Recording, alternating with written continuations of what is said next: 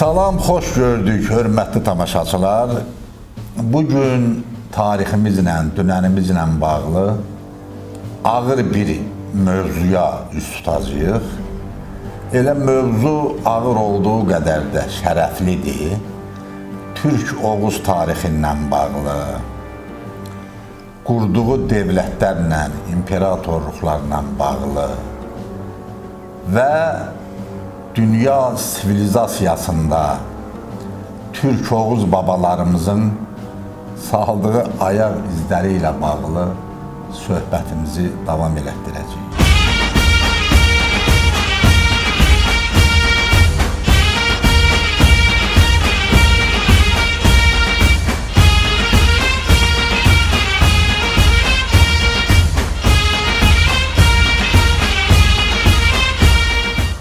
Mövzu ağır olduğu üçün dəvət elədiyimiz qonaq da tarixə bəs qədər bələd olan, istənilən məqamda öz baxışlarını, tarixlə bağlı bilgilərini tamaşaçılara açıqlamaqdan yorulmayan Rafail Oğuz Türk Dağlıdır.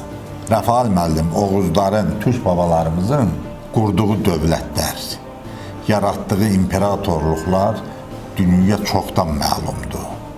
Düzdür, dünya bunu bəzən görmək istəmir, görməzdən gəlir. Bəzən xidmətlərini azaldırlar. Tarixdə olan izlərinin üstünə bastırmağa çalışırlar. Ancaq qızılı uçsa da qara torpaqlar yenə qiymətini özündə saxlar. Buyurun, Oğuz Türk babalarımızın qurduğu dövlətlər və imperatorluqlar, yəni tarixdə qalan izləri barədə bizə və tamaşaçılarımıza məlumat verin. Avdı müəllim, gözəl deyirsiniz ki, babalarımızın qoyduğu izlər, söz yoxdur, o izlər böyük izlərdir, dərin izlərdir, amma bugün də yaşayır.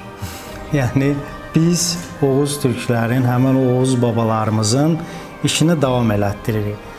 Allah hifz eləsin, Allah qorusun millətimizi, ölkələrimizi, dövlətlərimizi Allah qorusun. Oğuz türklərinin, bizim babalarımızın tarixi çox qədimdir. Mahmud Qaşqaridən başlayaraq tarixdə əslində çox olub, yəni bu barədə yazanlar olub, ancaq bizə çatanlar, bizim yəni əldə elədiyimiz əsərlər var ki, onlardan biri də Divan-ı Lüğət-i Türk əsəridir. Yəni orada Oğuz tayfalarının, Oğuz boylarının bir sistemi təqdim olundu. Sonradan bu sistem belə deyək, bu formada da saxlanıldı və o dövrdən başlayaraq bütün tarixçilər elə o sistemə, yəni Oğuzların 24 boydan olması haqqında sistemi əsas götürdülər. Qədim əfsanələrə görə, qədim deyimlərə görə Oğuz xanın 6 oğlu olub. Onlardan Xəzər dənizi mərkəz götürülür, Xəzərdən şərqə və Xəzərdən qərbə. Xəzərdən qərbdə Oğuz xanın 3 oğlu, Göyxan, Dağxan, Dənizxan. Şərqdə isə Günxan, Ayxan, Ulduzxan.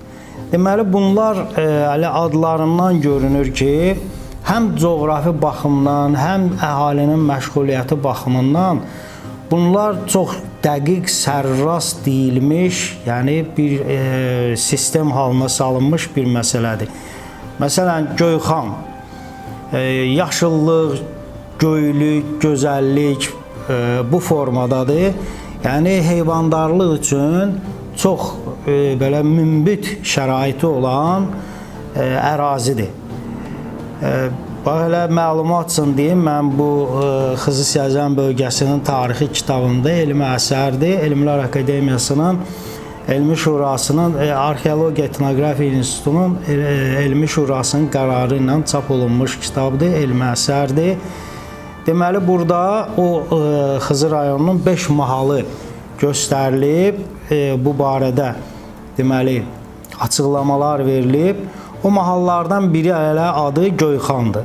Yəni sırf heyvandarlıq üçün yaylağı, qışlağı olan tərəkəmə həyatı bu ümumiyyətlə türklərin qədimdən həyat tərzi bu olub. Bəli. Həyat tərzi bu olub. Yəni heyvandarlıq. Sözsüz ki, heyvandarlıqdan irəli gələn bir sıra peşələr də, sənətlər də çıxıb ortaya. Məsələn, xalçaçılıq.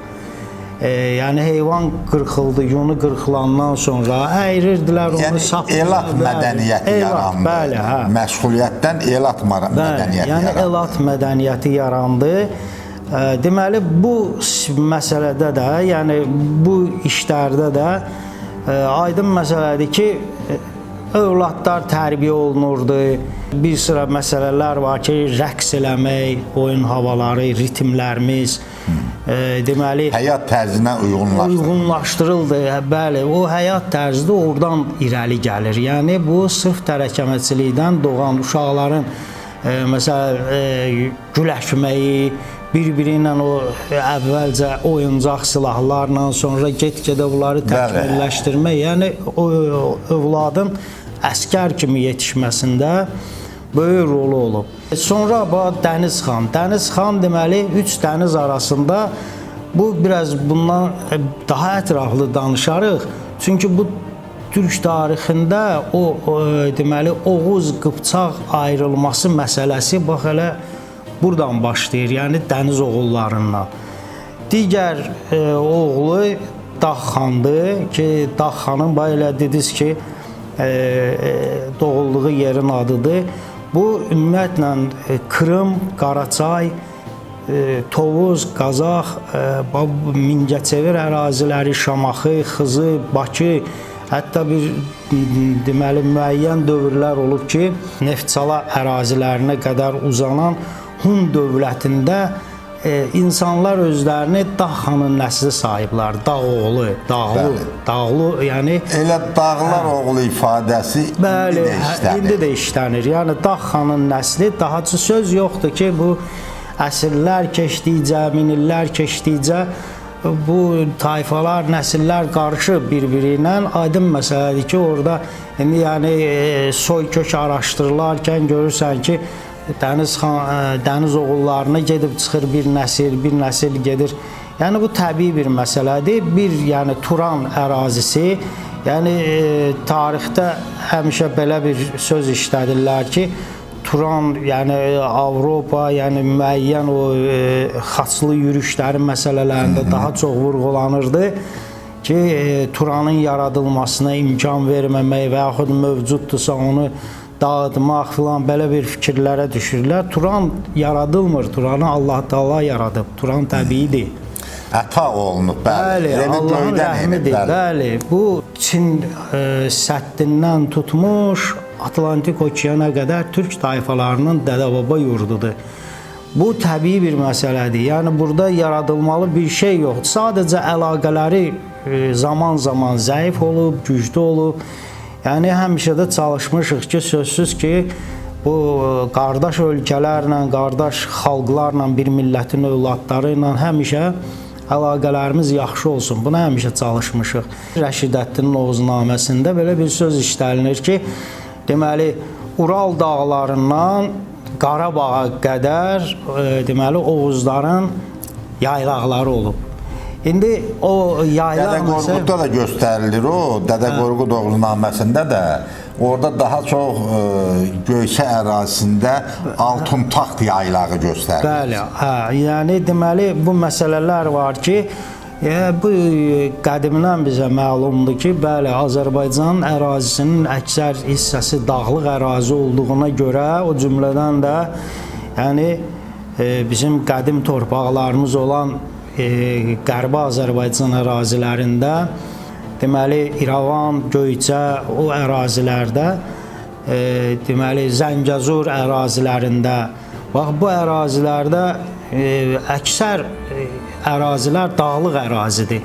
Yəni bu da heyvandarlıq üçün çox gözəl, münbit şərait yaradır. Bəziləri o deməli tərəkəmə deyəndə, köçəri deyiləndə elə başa düşürlər ki, yığdı qoyununu, ailəsini, uşağını, məkanı bəlli, yaylağı, qışlağı bəlli tərəkəmə bəlli. Bəli, sözsüz ki, bu köçərilik 4 məkandır. Yaylaq, qışlaq, binə, bustan. 4 dənə tərəkəmə məkanıdır. Yəni qışlaq aydın məsələdir. Məsələn, demək Kür kənarı ərazilər, Kür ətrafı, sonra Xəzər dənizinin sahilləri, deməli Kürün aşağı axarı, bu ərazilər qışlaq ərazilər olub. Qış dövründə o boz aylar deyirlər. O boz aylarda insanlar köçərlər heyvanatı, yəni bu ərazilərdə, yəni dağlarda qış sərt keçir. Ona görə də enərdilər bu köçlə Aran ərazilərinə. İndi Aran əslində indi bax o barədə də danışaq. Aran indi bizim fikrimizdə belə formalaşıb ki, Aran düzənlik deməkdir. Aran yəni hərfi mənada igidlər yurdu deməkdir. Aran igidlər yurdu. İgidlərin toplaşdığı yer. Deməli igidlər yurdu deməkdir və tarixdə də bax bizim bütün dədə-babadan türk dövlətlərində Albaniya sözü yox, Aran sözü işlənilib. Aran. Və bunu sözsüz ki, yəni o Sovet dövründə 50-ci illərdə Azərbaycanla heç bir bu barədə müzakirə aparılmadan Alban tarixi kitabını çap elədilər. Orada müxtəlif adlarla verdilər, amma Aran sözü deməli ümumiyyətlə orada vurğulamadı, diqqətə çatdırılmadı. Rəfal müəllim daha çox yaratdığı dövlətlər. Şərq ərazilərə baxanda görürük Ulduz xan, Ay xan, Gün xan, səma cisimlərindən söhbət gedir. Yəni o ərazilərdə meşə, dağlıq az olduğuna görə, əksərən səhra olduğuna görə görürsünüz bu simvolik olaraq deməli səma cisimlərindən gedir söhbət. Sonra bax bu ölkələrin qurulmasında da həmişə bir-birinə yardımçı olublar. Yəni 7-ci İslamdan qabaqki dövrdə, yəni o dövrdə Həzrət Peyğəmbərimiz ki, yəni Qurani Kərim nazil oldu Həzrət Peyğəmbərimizə, İslamın deməli yayılması başladı. O dövrdə deməli ərəblərin, yəni bəziləri elə başa düşürlər ki, bu deməli xəlifələrin, İslam xəlifələrin yəni gördüyü işlər idi. Ancaq İslam xəlifələrindən Osmanın məktubu var, 2 dənə o Rəbiyyə oğullarına ki, Əbi Süfyanın əmri ilə türklərin üzərinə gəlmişlər, hücum eləmişlər. Məktubu var ki, türklərlə savaşa girməyin, müsəlmanları təhlükəyə atmayın. Peyğəmbərdən eşitdiyi sözdür, vaxt gələcək İslamın bayrağını türklər daşıyacaq. O məşhur kəlamdır. Yəni, o İslama qədər ki, dövlətlər, məsələn, Attillanın qurduğu dövlət. Bəli, Attillanın qurduğu. Mehter Xaqanın qurduğu dövlət. Bəli, həmən Tavlu Hun dövlətidir. Yəni Attillanın qurduğu. Bəli, bax bu kitabda Tavlu Hun dövlətinin qurulması haqqında o dövrdə bax Tavlu Hun, Göytürk, Aran. Tavlu bugün bu söz son dövrlərə qədər işlənirdi. İndi hal-hazırda o Tavlu sözü dağlı sözü kimi işlənir. Həmən dağlıdır, həmən bəli, sözdür. Tavlu Hun dövləti, dağ ərazilərində Hun dövləti bilirsiniz ki, biri şərqdə olub, şərqi Hun dövləti, bir də bəzən də deyirlər Avropa Hun dövləti və bu dövlətin adı Tavlu Hun dövləti olub. Hunlar, bayaq sadaladığım ərazilərdir ki, bax bu ərazilər deməli Hun dövlətinin tərkibində olub. Böyük bir dövlət olub. Sonra bu dövlət təxminən 570-580-ci illərdə deməli Qərbi Göytürklərlə birləşdilər. O dövrdə yəni ağır savaşlar getdi. Qərbi Göytürk dövləti parçalandı. Qaradəniz sahillərindən tutmuş indiki Çin səddinə qədər ərazilərdə mövcud olmuş Göytürk dövləti idi. Sonradan müəyyən o belə deyək də ölkənin içərisində münaqişələr düşdü və o imperiya 2 yerə parçalandı. Qərbi və Şərqi Göytürk və Şərqi Göytürk əslində Hunlarla o Qərbi Göytürklərin arasında heç bir qövmə ayrılığı yox. Eyni millətdir. Sadəcə dövlətlər ayrı idi və təxminən 6-cı əsrin sonlarında təxminən 580-ci ildə Hun dövləti ilə Qərbi Göytürk dövləti birləşdi. Birləşdiyi dövrdə ölkənin deməli Xaqan Alpertunqa idi. Alpertunqa deməli onun qardaşı oğlu Börü bəy Şadxəzər. Şadxəzər idi. Sonradan Şadxəzər deməli uzun təxminən 21-22 yaşında taxta çıxdı Alpertunqadan sonra. Deməli təxminən 50 ilə yaxın taxta oturdu. Börü bəy Şadxəzərin adı ilə də sonradan bütün ətrafda olan bütün o Avrasiya məkanında o əraziyə elə Xəzər dövləti dedilər. Xəzərlər tarixdə var. Xəzərlər, bəli, 9-cu əsrdən başlayaraqsa Xəzər dövləti dağıldı. 9-cu əsrdə başladı süquta uğramağa və sonradan o ərazilərdə ki Rusiya əraziləri yarandı. Ümumiyyətlə o Xəzərlərin tarixi silindi. Yəni o Xəzərlərin tarixi ilə ciddi məşğul olan tarixçilər olub, arxeoloqlar olub, amma onların da əsərləri hər vasitə ilə gizlədilirdi, yığışdırılırdı. Şərqi Hun dövləti, qədim dövlət olub, Mete Xaqanın vaxtında. Türk tarix yazmayıb. Sivri qılıncının ucuları ilə tarix yaradıb Oğuz Türk babalarımız. Qələm düşmən əlində olur. Yağı düşmən isə qılıncla eləyə bilmədiyini qələmlə eləyib. Öz xeyrinə, öz marağı naminə tərsinə yazıb tarixi. Olan həqiqətləri təhrif eləyib. Oğuz Türk babalarımızın dünyanı silkələyən qələbələrinə müdam kölgə salmağa çalışıb. Təəssüflər olsun ki, çox vaxtda buna nail olub. Tağlıhun dövləti, Göytürk dövləti, Aran dövləti, Səlcuq bəy və onun övladları tarix sahəsinə, arenasına çıxırlar və deməli Səlcuq dövlətini yaradırlar. Yeri gəlmişkən Rəfal müəllim bir şey soruşum. Qalın bir kitabınız var maşallah, iri bir kitabdır. Sızan həqiqətlər. Bəli, Səlcuqlu dövlətinin qurulması, bəli. Bu birbaşa Səlcuqlu dövlətinin qurulması ilə əlaqəlidir ki, o dövlətin, deməli o Səlcuqlu dövlətinin qurulmasında hansı elatlar iştirak eləyiblər? Təkcə Səlcuqun elatı olmayıb. Oğuzlarda, Səlcuqlarda iki başlı qartal simvolikası olub. Bu nə deməkdir? Oğuzların ümumiyyətlə anqonları, yəni simvolikaları qartallar. Qartaldır, bəli. Deməli 24 boy Mahmud Qaşqaridə qeydiyyata alınan o sistemdə 24 Oğuz boyu var. O 24 Oğuz boyunun isə 6 simvolikası var ki, onlar da qartalın növləridir.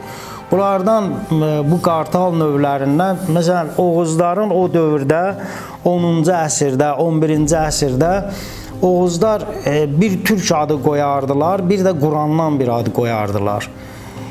Qurani Kərimdən artıq İslamı qəbul eləmişdilər. Deməli, Davud Çağrı bəy, Davud Qurandan olan adıdır, Çağrı isə qartalın növüdür. Aydın. Toğrul, Məhəmməd Toğrul. Məhəmməd Qurandan adıdır, Toğrul isə deməli onun türk adıdır və qartalın növüdür. İndi burada məsələ necə oldu ki, o iki başlı qartal yarandı, Səlcuqların simvolikası kimi. Toğrul bəyin övladı yox idi. Davud Çağrı bəy isə Toğruldan böyük idi. Yəni ilk dəfə onlar dövləti quranda Nişapurda ilk dəfə taxta çıxdı Səlcuqlu dövləti. Onda ki, Qəznəvi dövlətini məğlub elədilər. Deməli, Mahmud Qəznəvinin oğlu Məhəmməd Qəznəvinin ordusunu, əslində Qəznəvilər özləri də Oğuzun yazır boyundan idilər. Amma yəni ölkədə, idarədə Oğuzları belə deyək də yer vermirdilər. Oğuzlara lazımı, yəni istənilən səviyyədə diqqət vermirdilər. Deməli, ona görə də bu hadisə baş verdi. Dəndənəkan döyüş savaşından sonra böyük bir qələbə əldə elədi Oğuzlar. Yəni iki elat olub orada. Səlcuqlu elatı ilə Qaradağlı elatı. Bu iki elat, indi Dağlı elatı da deyirlər, Qaradağlı da deyirlər. Səlcuq dövlətinin binasını qurdular. Bəli, o iki dövlət, yəni Zənd yaxınlığında bu iki elat birləşdi. İkisi də qartalın növüdür, axı Çağrı da, Toğrul da. Oğuzlar bunu nəzərə alaraq bayraqlarını, yəni tuğlarını iki başlı qartal düzəltdilər. Nə gözəl izahı var. Siz demişə bunun biraz cahil yozumları var. Amma bu əsl tarixi izahıdır. Bəli, yəni tarixi bu faktdır. Sonra bir şey deyim. Gəldik Tavluhun, Göytürk və Aran dövlətləri. Bunlar Səlcuqlardan sonradır yəqin. Yox, bunlar Səlcuqların yaranmasından qabaqdır. Yəni bu dövlətlər bayağı dedim də, məsələn, o iki dövlət birləşdi. Sonradan Aran çarı hökmdarı Cavanşir idi. Cavanşir Şad Xəzərin, Börübəy Şad Xəzərin kürəkəni idi.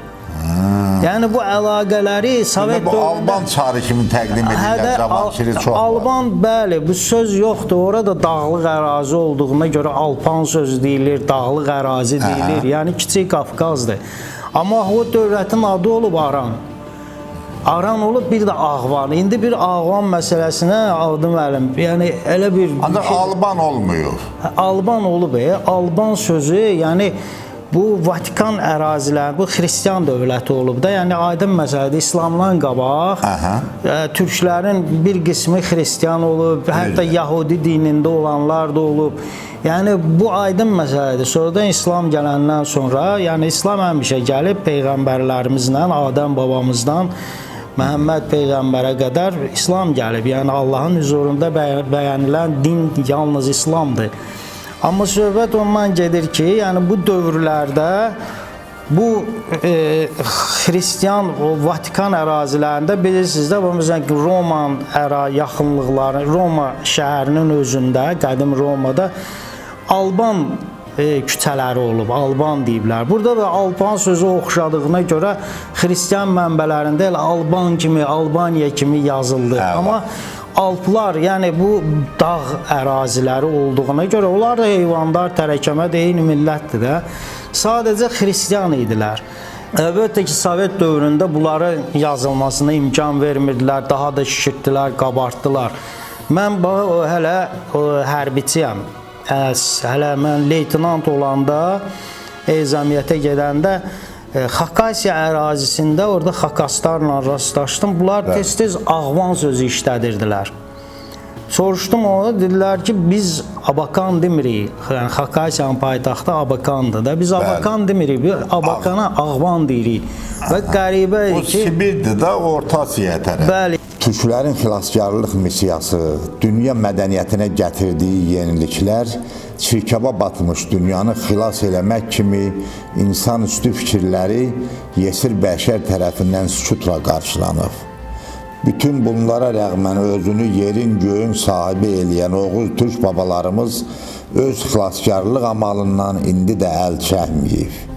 Yenə də dünyanın xilası türklədir deyən sivil düşüncə sahibləri öz fikirlərində tamamilə haqlıdır. Odur ki, uzaqlardan gələn ruh kərvanına işıq tutmaq niyyətindəyik, əziz tamaşaçılar. Krasnoyardan o tərəfə. Bəli, bu ərazidə Sayan Şuşa su elektrik stansiyası tikilib. Şuşa da orada yuxarıda dağlardadır. Fikir verirsiniz, Şuşa, Ağvan, ora altın yuş. Doğma, Əlbəttə ki, yəni bütün Turanda bu toponimlər, yəni hər şeyi açıb danışır da. Ona görə də bizim babalarımız deyirlər, türklər tarix yazmır. Yəni babalarımız əlbəttə yaradırlar, babalarımız toponimlərlə qoyub bütün bunların hamısını. Rəfal müəllim, təbiidir ki, bu danışdığınız tarix və eləcə də danışmadığınız çoxlu tarixi məqamlarımız var ki, belə deyək ki, ya ideoloji, ya siyasi baxımdan həmişə təhrif olunur. Bəli. Öz adından çağırılmıyor.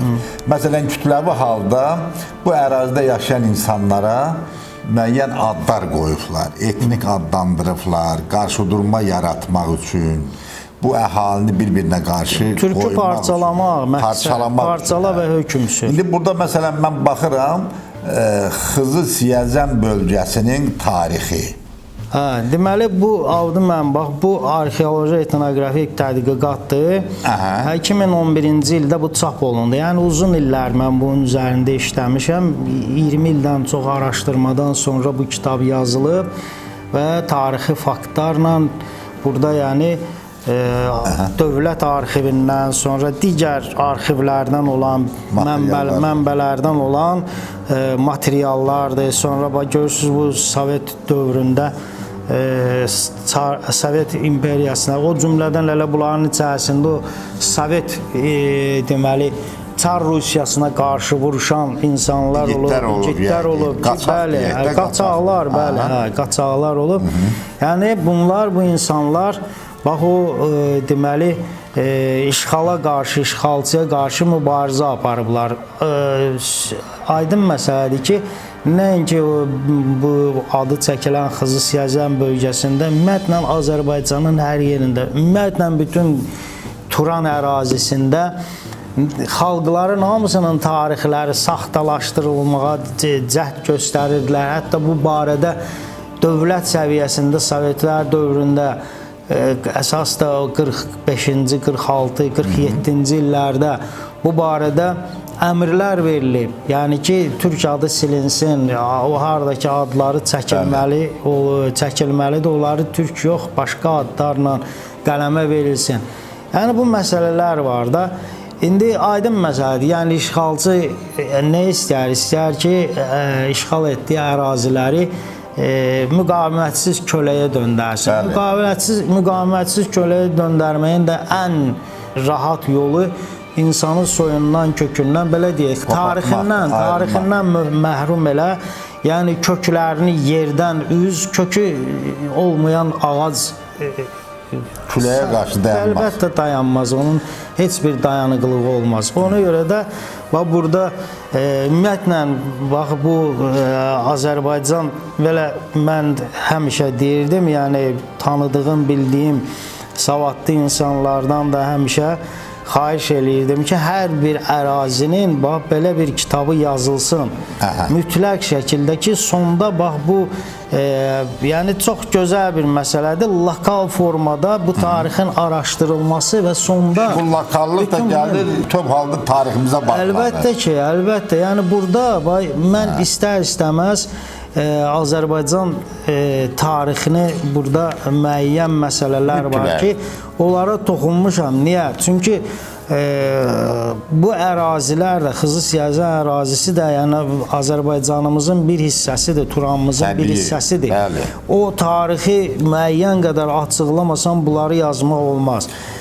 Və gəlirik Rəfal bəy, sizin təbiidir ki, bədii yaradıcılığınıza, şeirlərinizə, poemalarınıza, mövzularınız kimi, araşdırma kitablarınız kimi, eyni zamanda yazılarınızın da, poemalarınızın, şeirlərinin də mayasında bizim yenə gizli qalan tariximiz. Bəli. Yəni, burada öldürülən türk əsgərlərinlə bağlı məşhur poemanız var. Nargin faciəsi. Nargin faciəsi. Necə ki, türk əsgərlərinin Nargində gülləliyib, məhv eləyiblər. Eləcə də dövlətçiliyimizlə bağlı şeirləriniz var. Bayraq şeiriniz var. Və bayraq şeirində o rənglərlə bağlı bir yanaşmanız var. Mən istəyərdim ki, həm bədii poemalarınız, deyək ki, Nargin adası ilə bağlı, eləcə də bayraq şeiri ilə bağlı biraz gəzişək.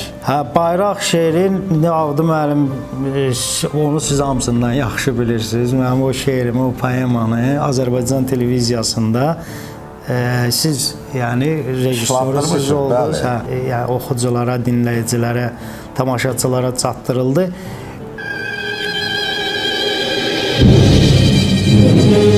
Hər bir ölkə vətəndaşı üçün qürur mənbəyidir bayrağımız. Dövlət atributlarından biri olmaqla yanaşı, söz, duyğu adamlarımızın, şair və yazıçıların ilham mənbəyidir, vəsf elədiyi ucalıqdır. Şair Rəfail Oğuztürk Dağlı bayrağımızın şərəfinə poema həsr edir.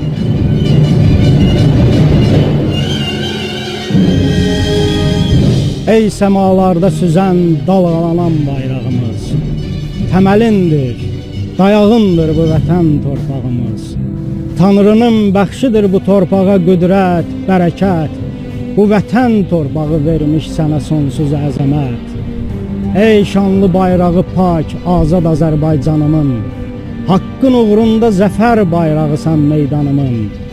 O yaşıl rəngin əziz İslamın ifadəsidir, ən böyük haqqı bəyan etmək onun qayəsidir. Düşünən hər bəşər ixlasıdır İslam dinimiz, paklıq, gözəlliyin xilasıdır İslam dinimiz.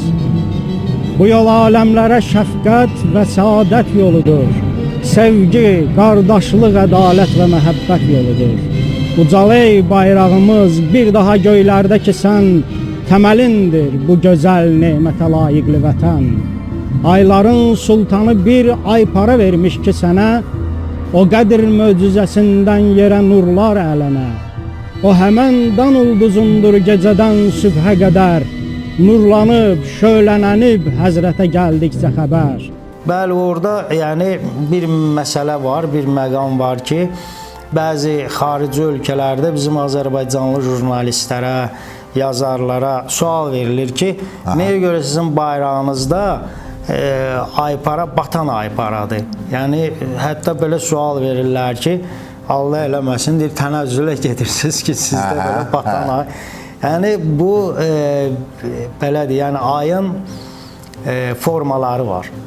Ayın ilk doğmuşda sağ tərəfdən nazik, deməli, görüntüsü olur, ikinci gecə, üçüncü gecə, yerdən adi gözlə görünməsindən gedir söhbət. İnsanın yerdən ayı görməsi.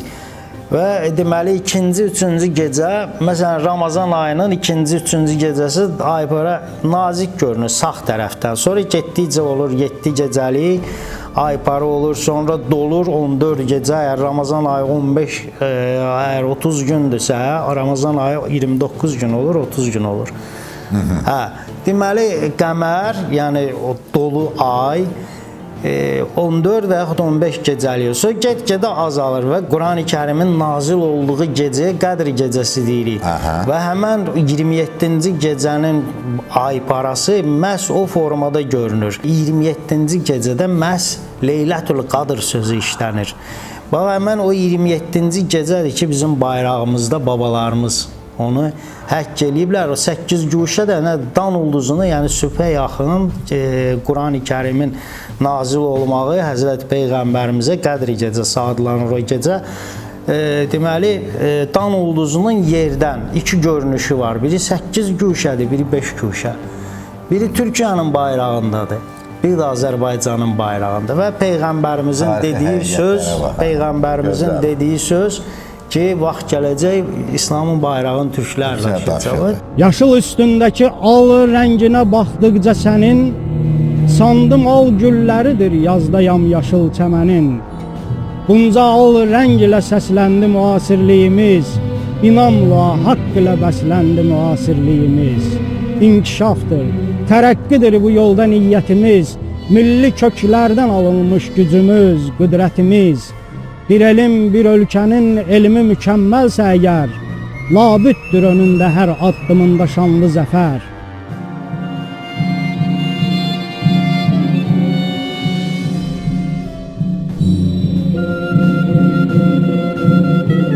Kimliyimdən danışırsan mənə gəldikcə dilə, ulu türk bayrağısan zirvədə göy rəngin ilə.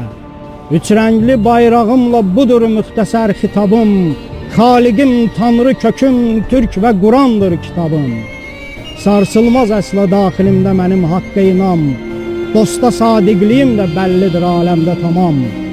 Həm sözdə, həm əməldə bəllidir aşkarlığımız, nümunədir cahanda sülhə tərəfdarlığımız.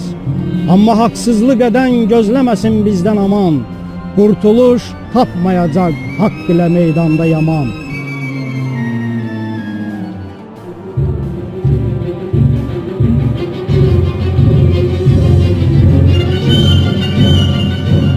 Bir tükənməz xəzinədir elmin hər bucağı, dünyaya ziya, nur saçan mədəniyyət ocağı. Üç rəngli bayrağı ey şanlı Azərbaycanımın, layiqli timsalısan kimliyimin, ünvanımın. Tanrım Allah qorusun təmsil etdiyim vətəni, ötürək nəsil-nəsil ən ucalıqlarda səni. Yaşasın millətimiz, dilimiz durduqca cahan, yaşasın azad Azərbaycanımız, doğma məkan.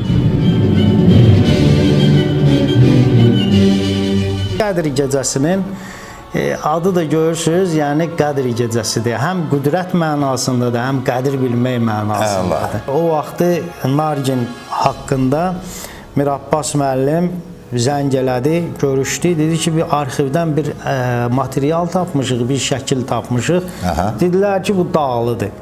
Yəni əslən xızdandı, gətirilib baxdıq şəkilə, sonradan yadıma düşdü ki, bu Ofeliya xanımın bizim dəyərli ziyalımız Ofeliya Babayevanın, bəli, Ofeliya Babayevanın babasıdır. İsrafil Hacıyev. Və sonradan gördüm o şəklin alt hissəsində deməli yazılıb ki, Sona xanım Hacıyevanın istintaqı. Deməli Rotmister Qusakov deməli dindirir Sona xanım Hacıyevanı. Başladım, sonradan bu mən Ofeliya xanımla da görüşdüm, dedim babamın şəklidir. Deməli sonradan başladım arxiv materiallarını bu məsələ ilə bağlı araşdırmalar apardım. Deməli bu faktlar ortaya çıxdı ki 1915-ci ildə 14-cü 15-ci ildə Sarıqamış döyüşündə əsir düşmüş türkləri o zaman Türk ordusunun sərkərdəsi özü Hərbiyə naziri Ənvər Paşa özü idi. Yəni belə bir məsələ var idi də əgər Ənvər Paşa indi bəzən görürsən yanlış məlumat verirlər bu barədə. Sarıqamış əməliyyatı bəzən səhv başa düşürlər, verirlər ki, bu Türkün məğlubiyyətidir. Amma burada əlbəttə ki, zəfər olmadı, amma məğlubiyyət də deyildi bu. Nəyə görə? Yəni birincisi vətən uğrunda şəhid olublar. Allah rəhmət eləsin. Yəni şəhidlər ölmür. Həmişə bizim yadımızdadılar. Həmişə bizim qəlbimizdədirlər. Burada söhbət nədən gedir? Birinci Dünya müharibəsi çərçivəsində gedən bu müharibələrdə böyük dövlətlər idi. Məsələn 11 ölkə, Fransası, İngiltərəsi, digər ölkələr 1915-ci il martın 18-də hücum elədilər Çanaqqala ərazilərinə. O dövrdə Rus imperiyasının orduları İstanbula arxadan zərbə vurmalıydılar. Və onlar fevralda başlamalıydılar yürüşə, o ərazilər, Anadolu ərazilərini təmizliyə, belə deyək də, qıra-qıra keçməliydilər İstanbul yaxınlığında. Eyni vaxtda mart ayında bunlar görüşməliydilər orada. Yəni bunu önlədi, bu hadisəni önlədi, düzdür, zəfər olmadı, ağır bir itkilər oldu, minlərlə əskər orada Allah Əkbər dağlarında dondular.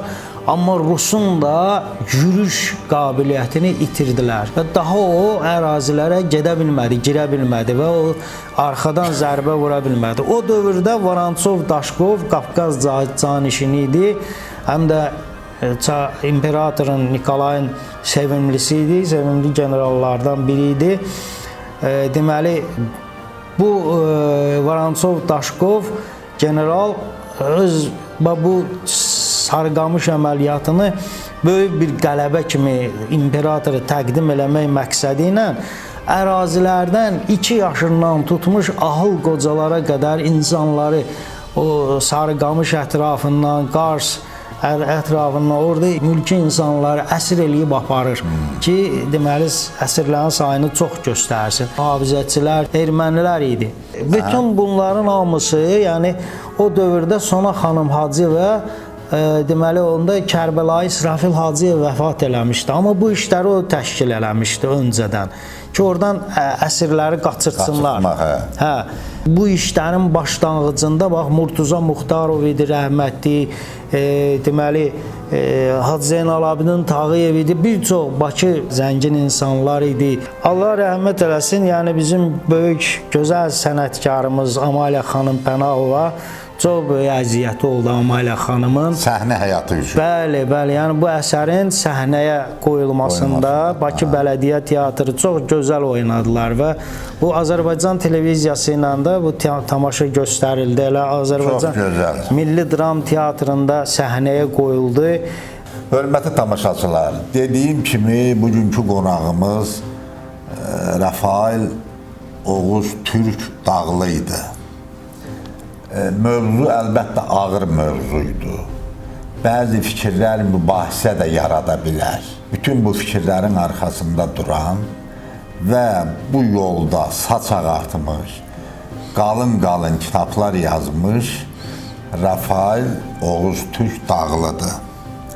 Allah qoysa tariximizlə bağlı, Türk Oğuz babalarımızın qurduğu dövlətlərlə, tarixdə qalan izlərimizlə bağlı növbəti saylarımızda tez-tez qayıdacağıq bu mövzuya.